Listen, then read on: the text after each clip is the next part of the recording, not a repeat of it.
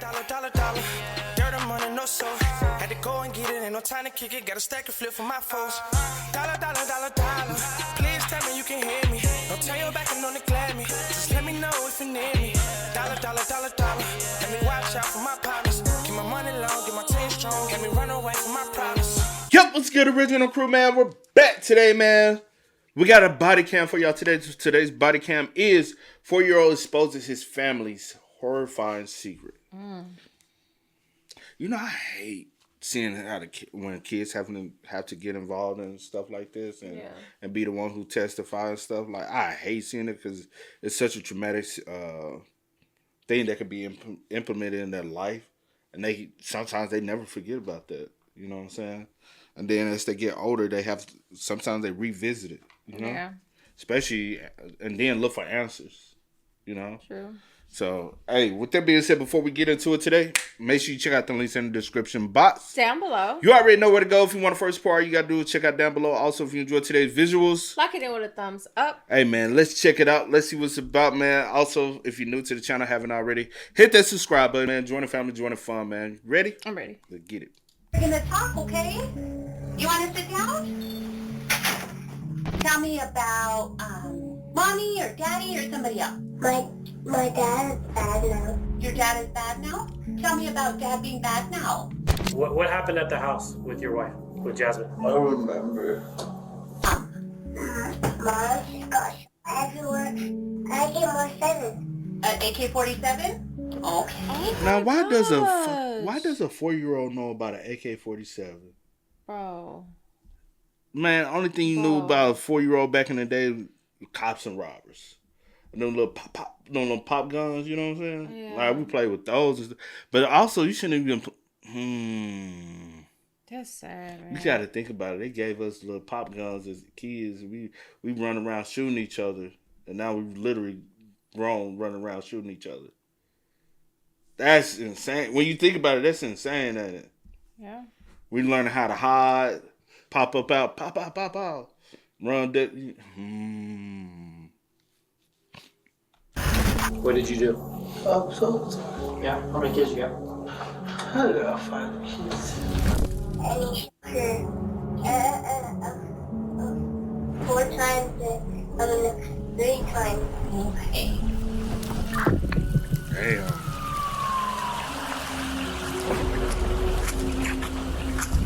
On March 4th, 2022, a mother's worst nightmare occurred for Jasmine Serena.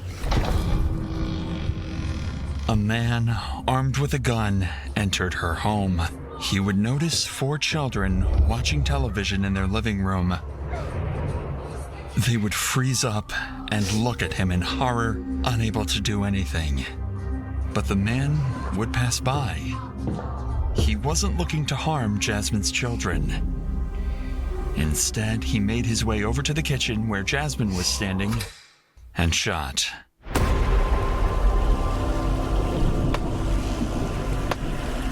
3 bullets struck Jasmine, and she was left in critical condition, lying helplessly in her kitchen.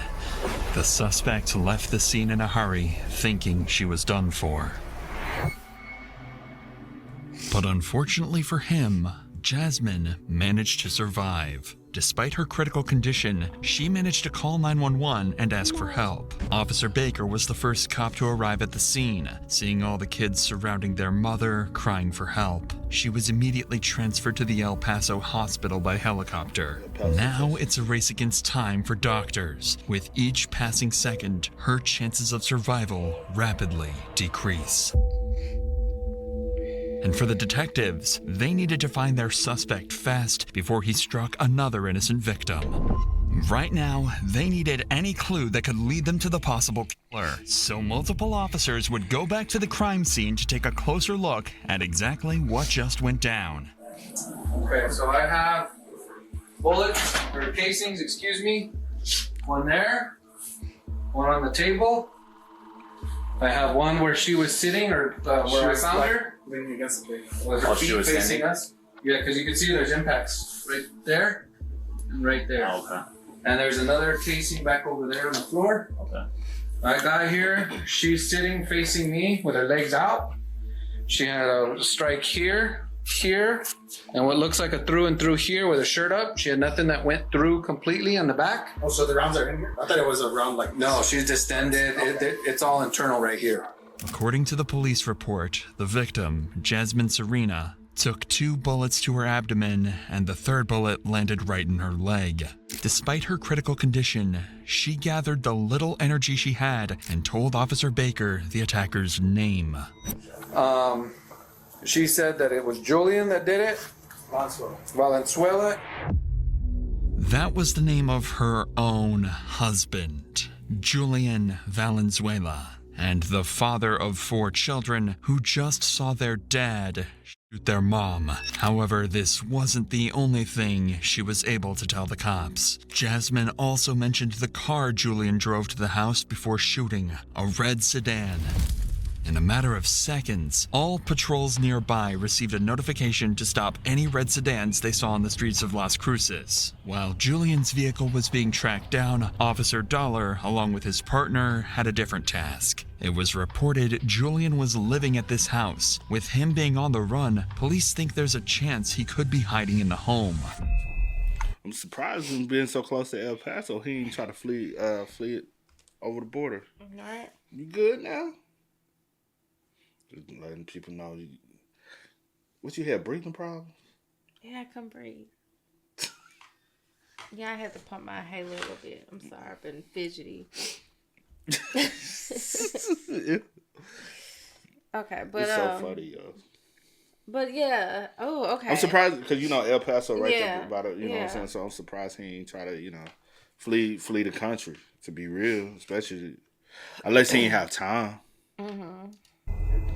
So the 2 officers would make their way into the home in hopes to find a surrendered Julian, or at least a clue of where he might be.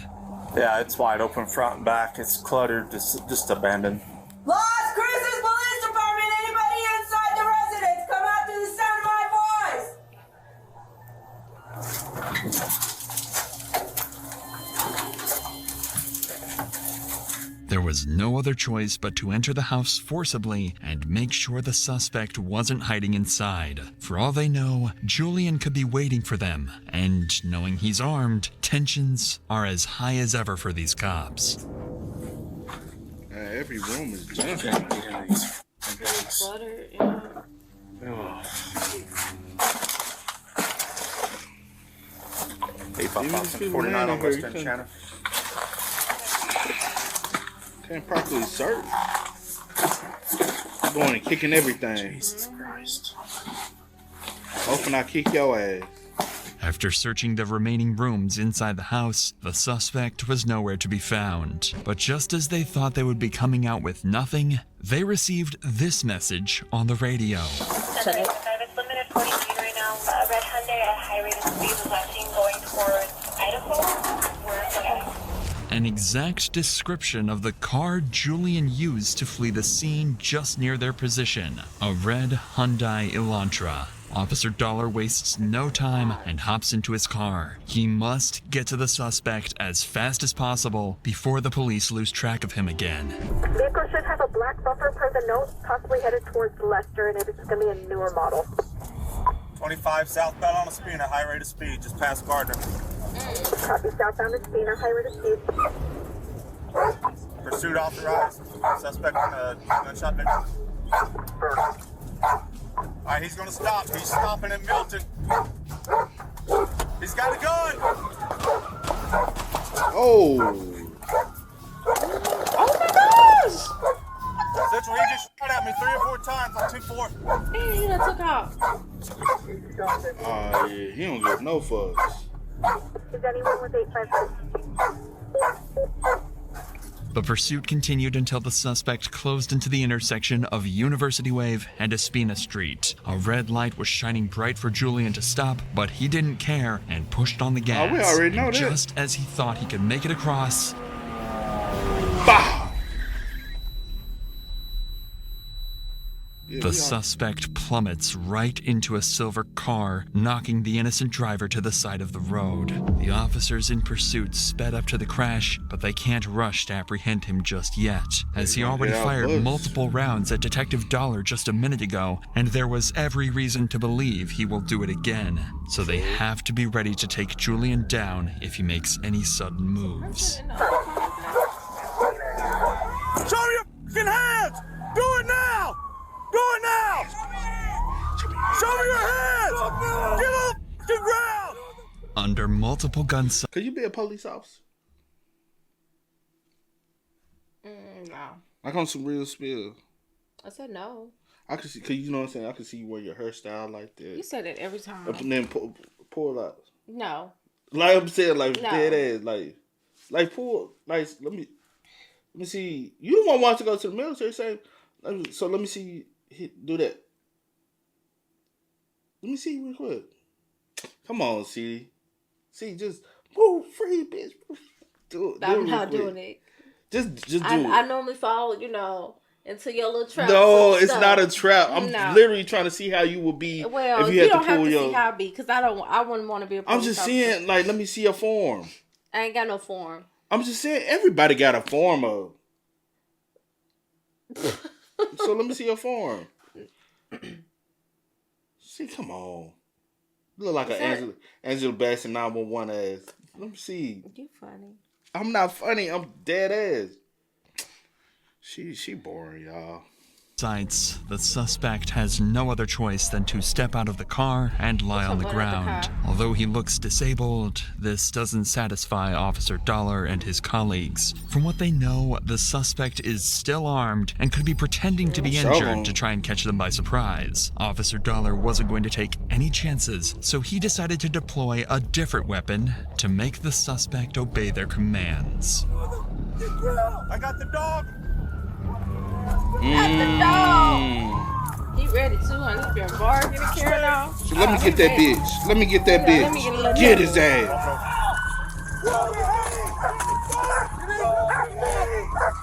Yeah, he ready. Look at him. I'm ready for him. Crawl forward! Right now, Julian seems disabled enough. A crash that could have killed him only left him with a concussion. He can't even stand up. Using a canine in this scenario would be an overkill. But Officer Dollar had already made up his mind a few moments ago. Oh no! Send this dog! Ready?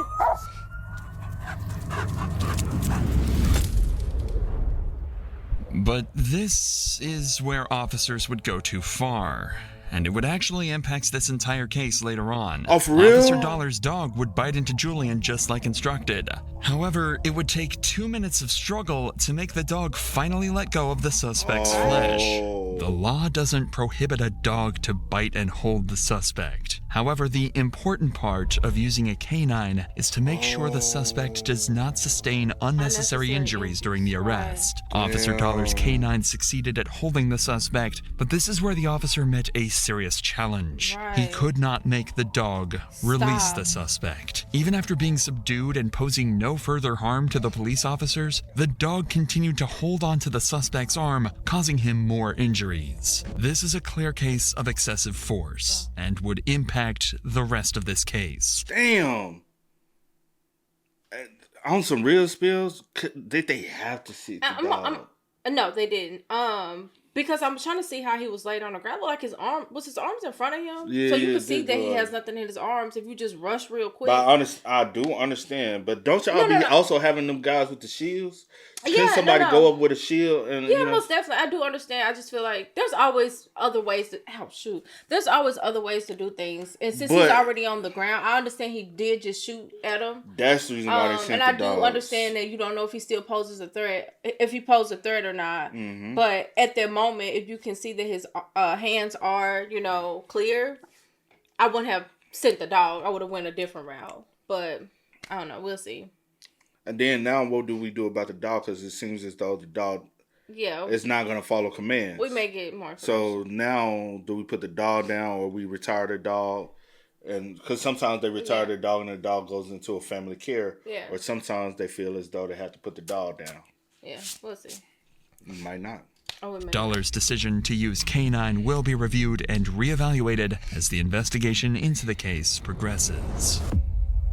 But for now, the suspect's bite wounds were too severe to ignore, and his overall condition suggested heavy alcohol intoxication or even worse. So to make sure Julian lived long enough to face justice, the cops decided to get him to the hospital and treat his wounds. While this team of officers was transporting the suspect, another team at the crime scene was collecting evidence to build a strong case against Julian and charge him for his evil crime.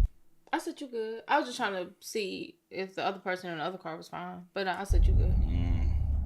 But there was a problem. They didn't know who he really was and how the crime first unfolded. His wife was in critical condition and her kids were too traumatized to talk with law enforcement, at least for now. The only hope they've got lies in the hands of witnesses. Only their stories could reveal how much of an awful person Julian really is. And luckily for the officers, the witnesses were not afraid to speak out against this monster. What'd you see, man? I was over there, right across the stop sign. Like, on the other side of the stop sign? Yeah, and then me and my cousin, we're looking in front of us, and we're just like, we see a car speeding so fast, right? And it's like, we're looking at him, and he's mad dogging us, really mad looking dude. What did he look like?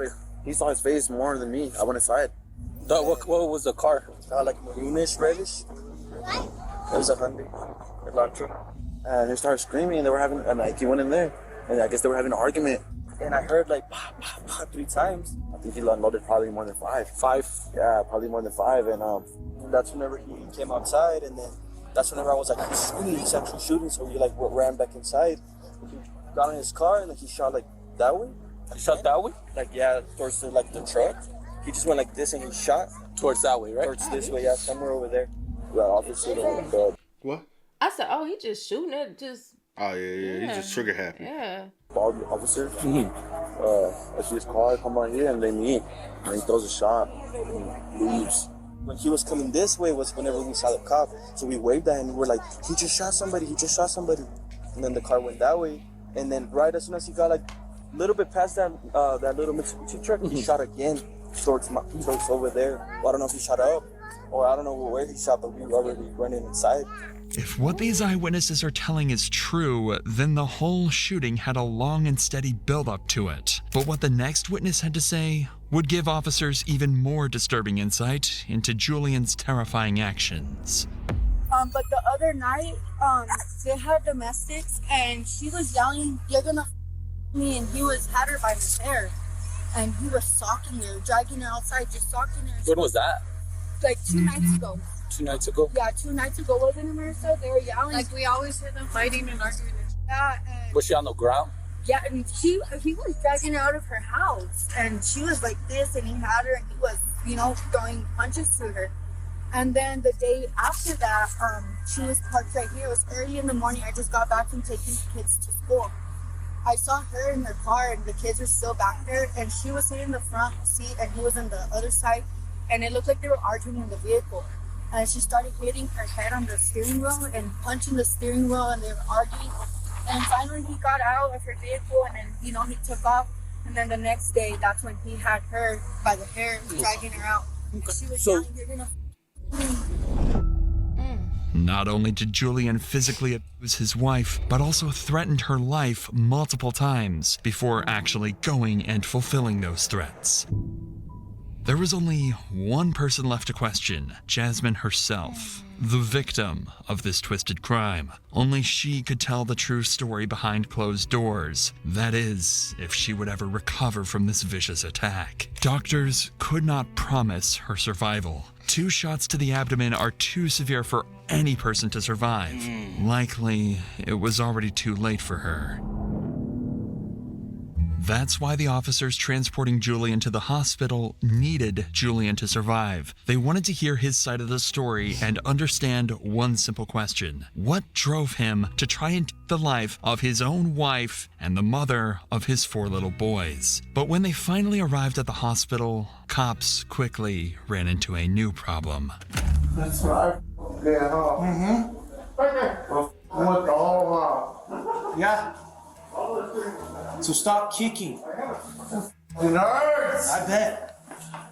Shut the fuck up. You shut up. Is that Hey, there's sick people. Hey, calm down. You understand me? You calm down. Let's. There's kids around here, dude. They don't hear that. I know you don't, but I do. What do you guys need from here? I stopped with the. This is what happens. Nurses, Michael. Get off my feet, dude. No. Get off my feet. I'm gonna say right now, you're not gonna like this, so I'm gonna try to get you to calm down. Okay, we're gonna photograph your injuries. I'm not gonna play. Ow! Ow! You understand? I saw a dog bite. Okay. Well, we asked the doctor, so. How can you shoot me? Hey, dude. Let's go, man.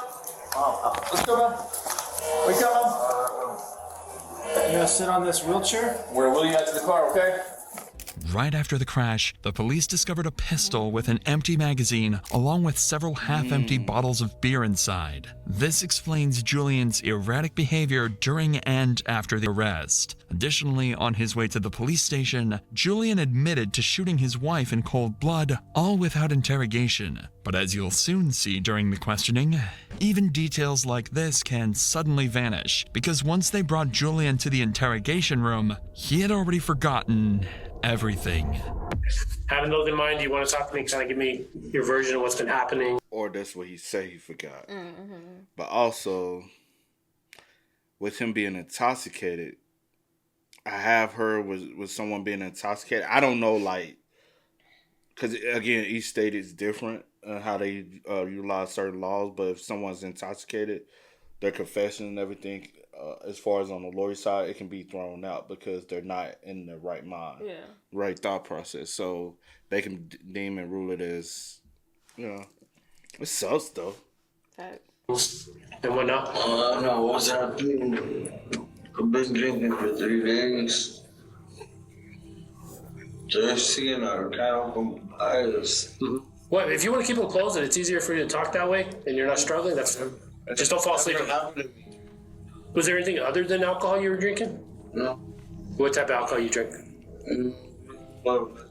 Budweiser's? Okay. Can or bottle? Bottles? Okay.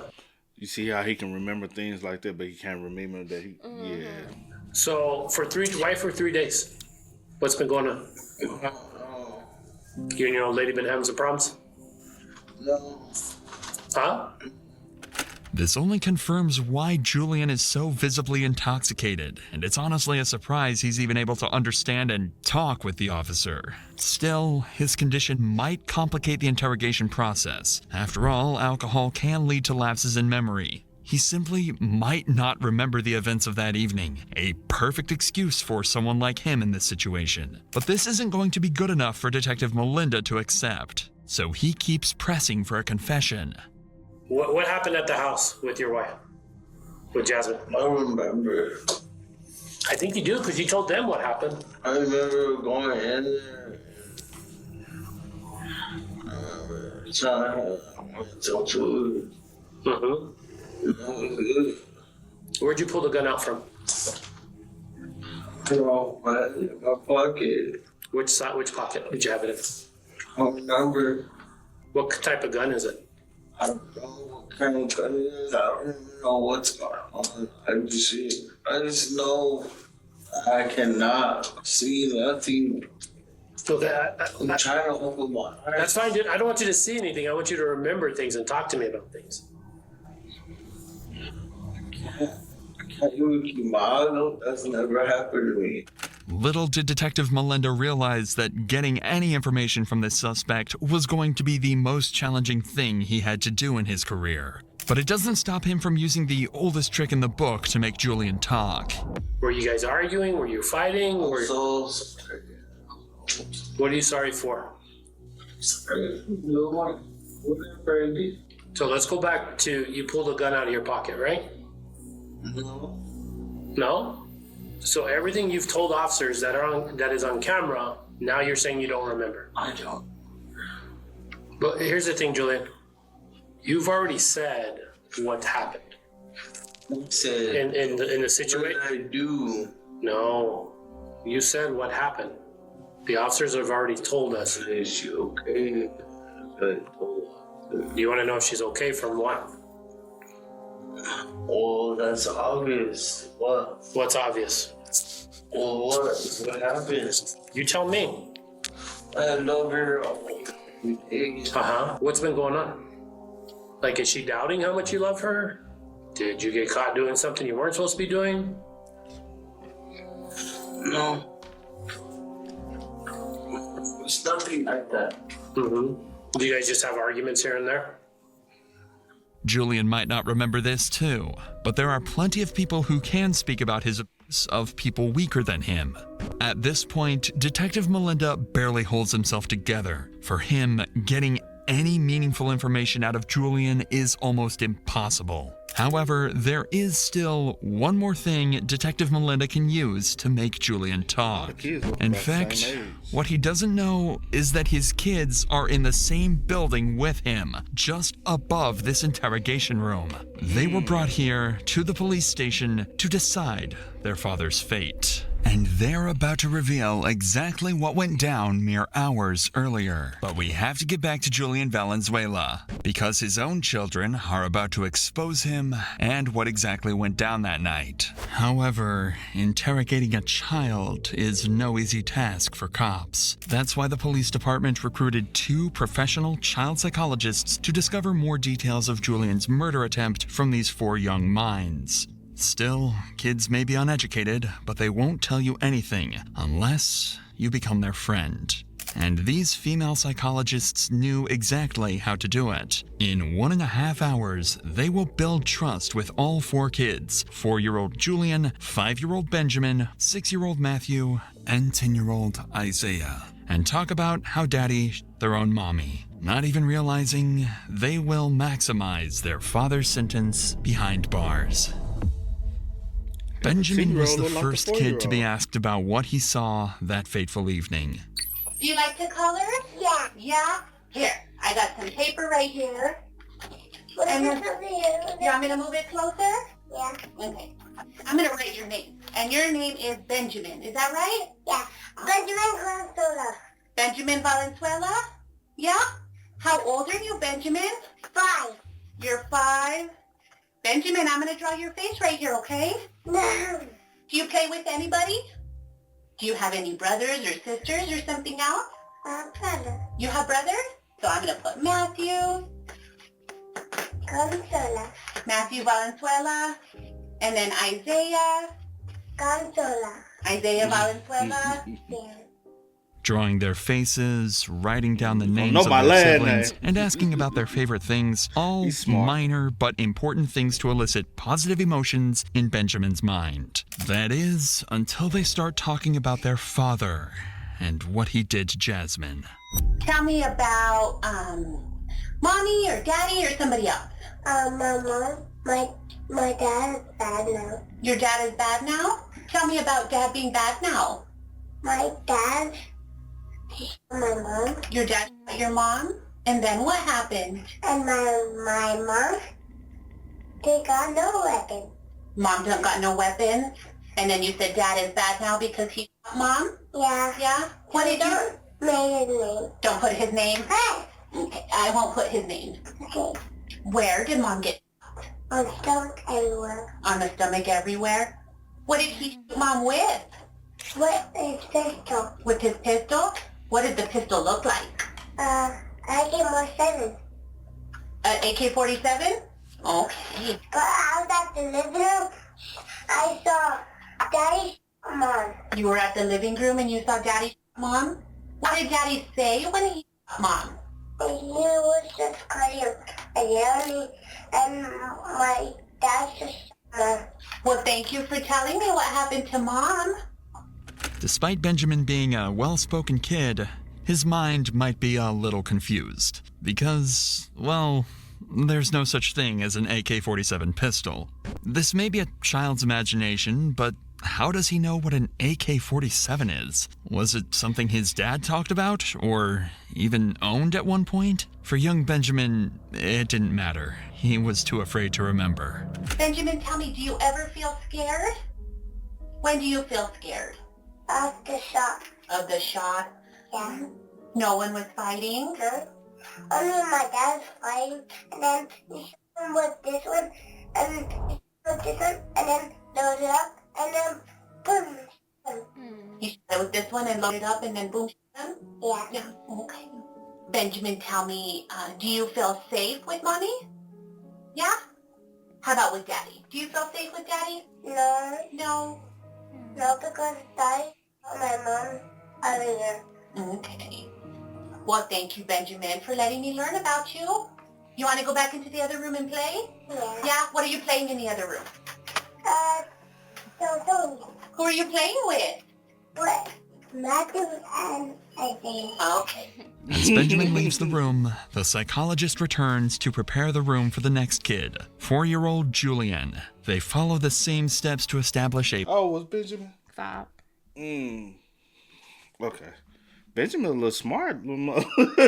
positive connection before moving on to the most important part of this conversation.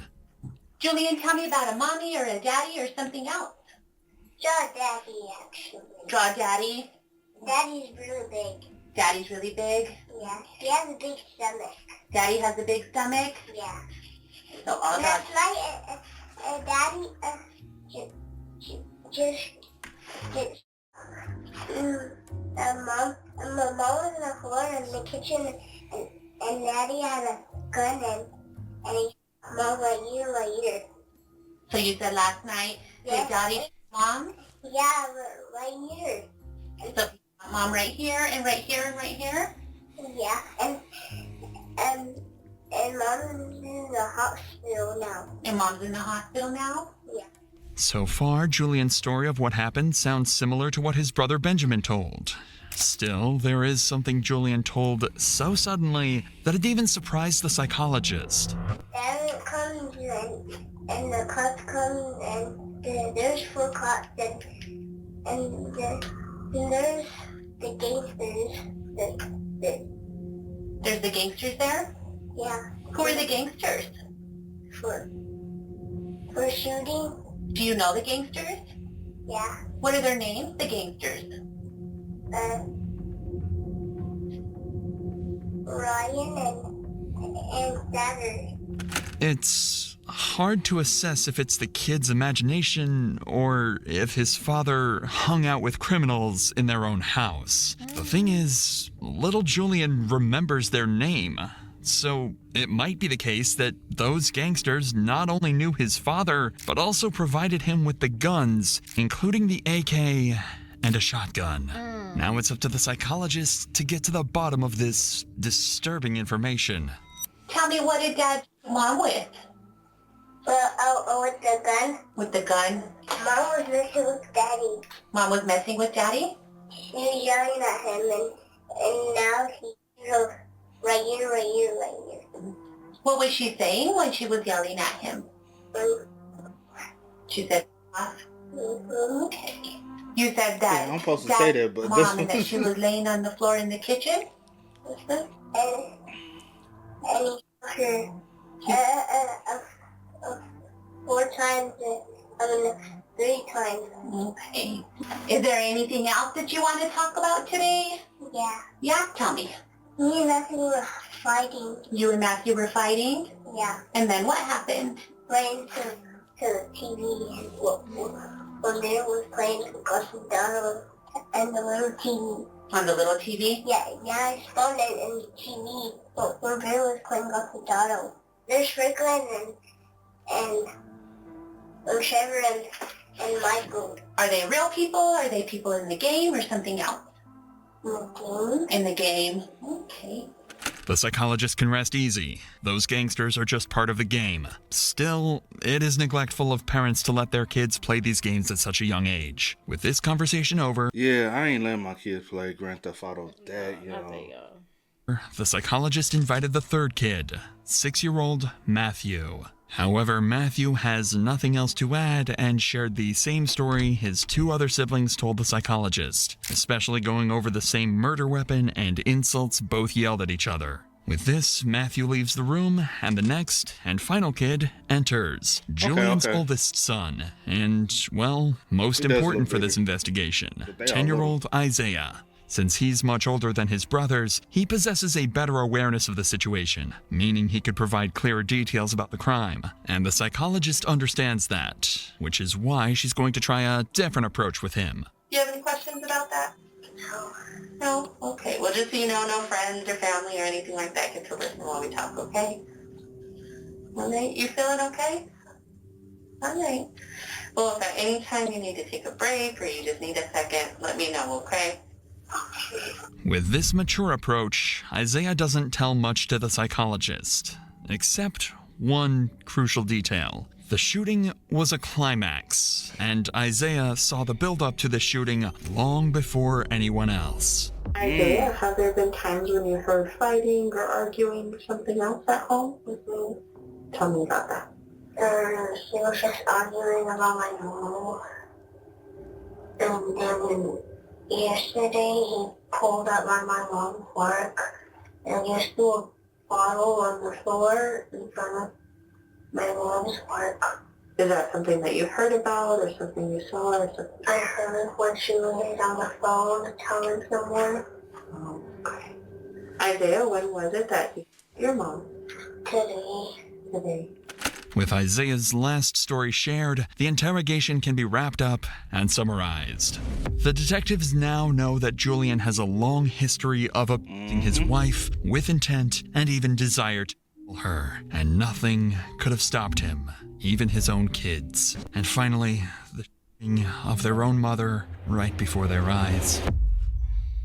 Now the detective can use this information to corner Julian, confront him, and force him to make a confession. So they would bring him right back to the room where they started their discussions. You don't remember your wife? I remember that. Because your kids do. Your kids are telling us, Daddy, Mama. That's what your kids are saying. But you're gonna sit here and play this crap that I don't remember anything? When you've already said it to the other officers? And I got multiple kids, your kids, saying, Daddy, Mommy? And you're gonna sit here and play this game that I don't remember anything. I can't see, I don't remember anything. Your kids went wrong. Then why are they saying Daddy, Mommy? No. You don't know why they're saying that? No. Let me guess, your wife is making them say that, right?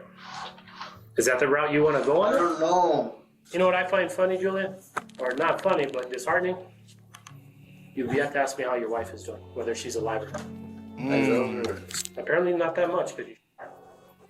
I remember doing that. You don't remember doing that? No. Tired of hearing the same excuse over and over again, Detective Melinda takes his gloves off and delivers a satisfying beatdown to Julian's poor excuses. But you know who's gonna remember that forever? Her and your kids. Facts. Because Daddy and Mommy. And then when they figure all this out and find out Daddy didn't have the courage to be honest about what happened.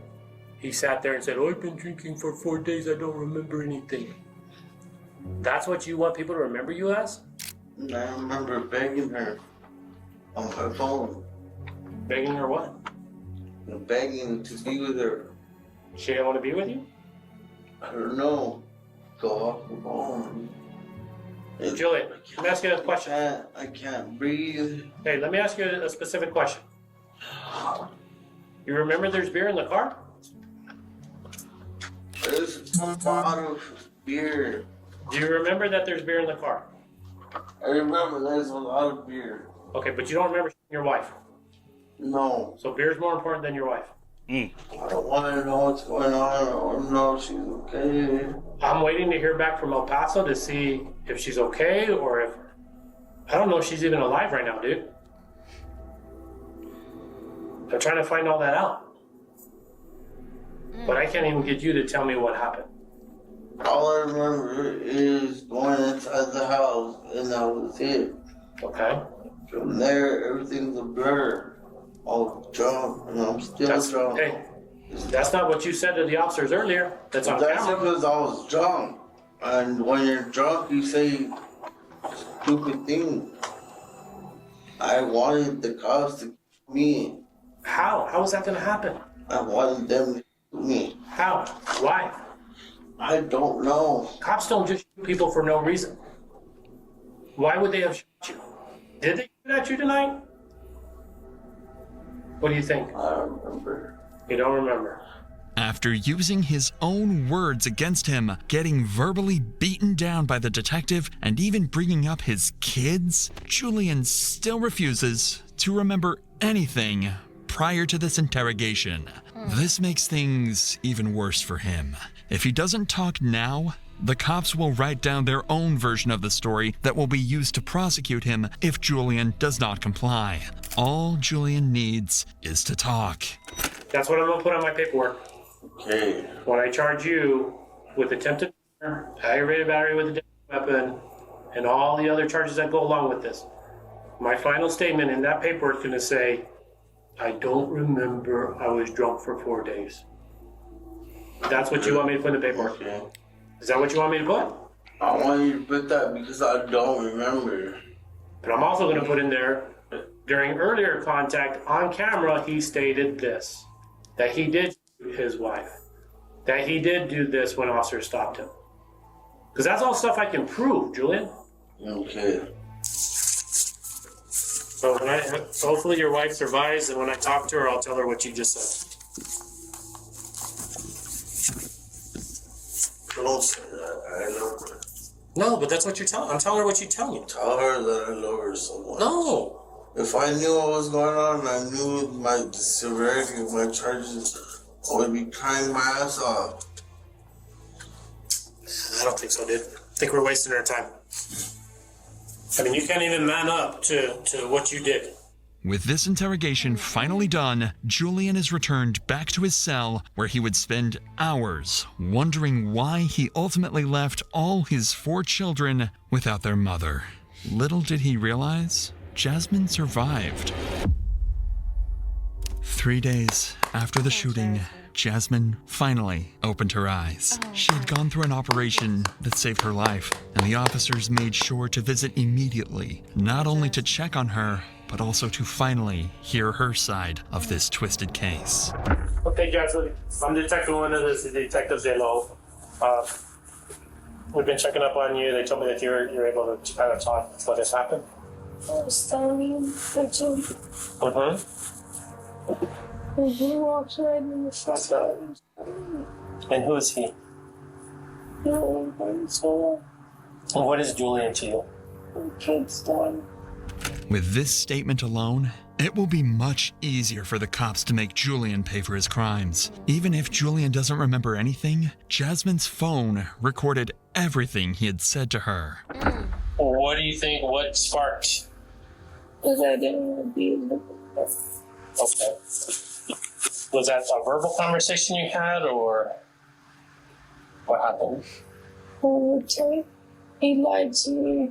Uh-huh. He said he was going to come home and actually. Uh-huh. So I waited for him. Okay. And your text messages with him, any threats or anything said over the phone? What were those? Not all the messages. Other than the text messages, was there any phone conversation? Yeah. What did that? Told him what to do, what he need to do. Did he threaten you on the phone before that? What did he say? What he needs to do is stop the way he needs to do it. What do you think that meant? Did he ever mention or threaten you before? Yeah. Every time I say I don't want to do things, to threaten me. Uh-huh. And then next thing you know, he's there at the house. Okay. And then you're in the kitchen. He walks in. Does he say anything to you? Says I think I'm fine. Mm-hmm. So what do you say? So what are you doing? Uh-huh.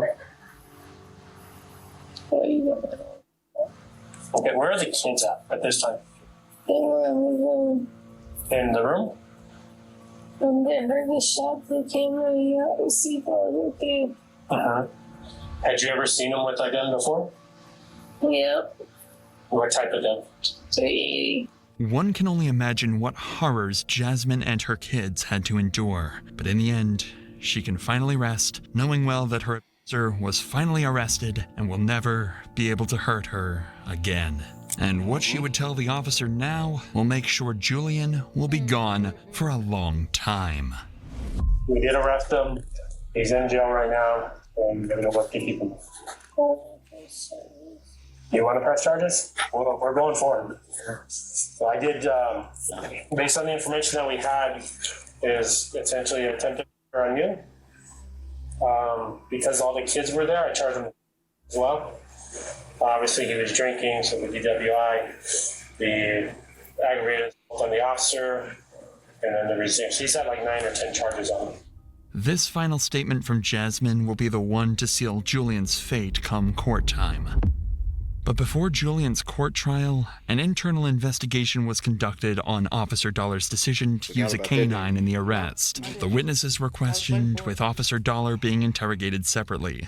In the end, Officer Dollar was found guilty of using excessive force during the arrest. The city of Las Cruces had to pay Julian Valenzuela, the victim of canine mauling, $30,000. However, no money in the world could save Julian from the punishment for his crime. After viciously attempting to murder his wife and rob his kids of their mother, his trial date finally arrived, and he stood in court to answer for his crime. In November of 2022, Julian Valenzuela, a 34-year-old shooter, accepted a plea deal and was sentenced to a maximum sentence of 10 years, followed by 2 years of parole for shooting his wife and at police officers. The city of Las Cruces also paid him $30,000 after a canine mauled him during the arrest on March 4th. Oh, y'all fail. 10 years, bro. I have so many. Honestly, in a case like that, but man, a lot of these DAs and stuff, they be like, a conviction is a conviction, whether he plead guilty or not. They look at their conviction rate, right? Yeah. They want to be able to, whatever they want to do or wherever they want to like move up to, they want to say, hey, I have let's say, I got a 95% conviction rate. So 95% of the time I go up against someone, I'm going to get the conviction. Instead of, hey, something slipped in the, you know what I'm saying? Yeah. They like, I don't want to risk. Like, that was the open and shut case. Okay. You got the conviction, bro. If you take him to court, I wouldn't even, 10 years ain't even, no. 10 years ain't crap. I would have been like, hey, we give you 25 with a possibility of parole. Facts. Like, that's attempted murder, bro. Like, 10 years, the oldest child will be 20. And he ain't even gonna do the whole 10. No.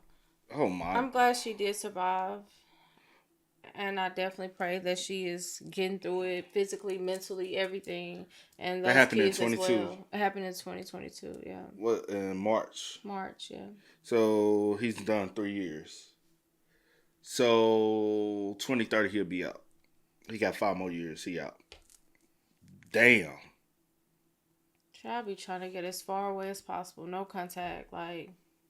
Damn. Cause that's nothing, bro. He honestly, somebody like him, he'll get out and try to finish the job. Go right back to the same old mentality. He getting out, try to finish the job. That's sad, bro. Sad, man. And me on some real spill, I'd be like, I didn't get proper justice. No. That's crap. That's damn, that's sad, man. Yep. Heart goes out to her. She was strong. Yeah. She knew she had to still be there for her kids. Yeah. My heart goes out to the kids because that's something they're going to have to live with for the rest of their life. Very traumatic, yeah. But, hey, y'all spam us up. Y'all let us know y'all thoughts about it for us in the comment section down below. But until next time, y'all know how it go, man. I do go by the name DJ New Kid. This is Yyear Nicole. We are. We out. Time to kick it, got a stack of flip for my foes. Dollar, dollar, dollar, dollar. Please tell me you can hear me. Don't turn your back and don't neglect me. Just let me know if you need me. Dollar, dollar, dollar, dollar. Let me watch out for my partners. Keep my money long, get my team strong. Let me run away from